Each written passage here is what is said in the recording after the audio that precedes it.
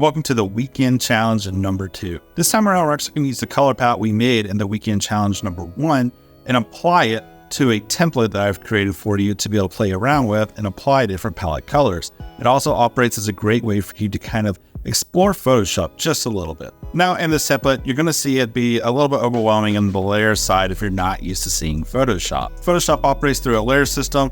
Essentially, you are just stacking effects, text, images, and so forth to create the final design. You'll see here I have 2 noise overlays that have 2 different blending styles at a very low opacity to add just a little noise to kind of add some fun crispness to the actual design without adding any level of sharpening. You'll also see I have a vignette on here you can play around with as well. For the text, it's going to be several layer styles applied at the same time on that text layer. This is set up to where you're really not supposed to go too much into these settings. However, you'll use these settings to change the fill color, which is the inside color of the text, and then the stroke color, which in this case is that blue colored outline around the word juicy. Now below this layer, you're going to have 3 different sphere patterns. One is being used to create a bit of aberration around the edges of the composition, which just means essentially you're seeing some distortions. And finally, that third layer called backup spheres is there in case you do not like either of the first 2 combined and would just like a simple layer in the background that is a sphere pattern. Now, underneath each layer, you're going to see a color overlay. You're going to be clicking that color overlay to change the colors on the spheres. That will be how you change the colors. And finally, at the bottom, you'll have your background color. All you need to do to change that is double click that color card, which is going to be the square that has just that color in it. And it's going to open up a color menu for you to choose a new color. You could change your font if you would like to. However, I really like this font here due to my color palette I have chosen.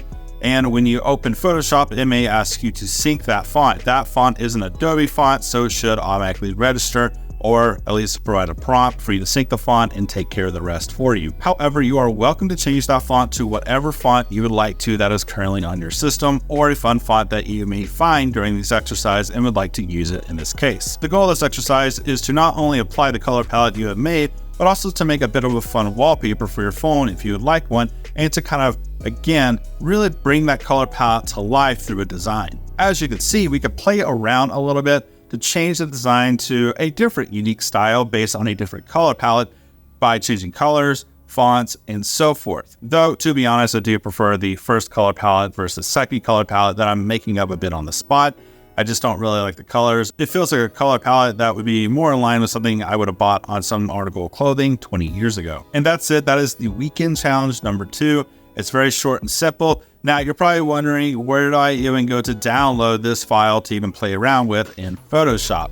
That's a good question. You can actually find this file available on my blog at designish.blog. When you go there, you're going to see my homepage. You'll just go to the blog section, and in there, you're going to see weekend challenge number 2. And inside there will be a link for you to download that template file. Now, just to clarify, this file is not meant to be repurposed for sales.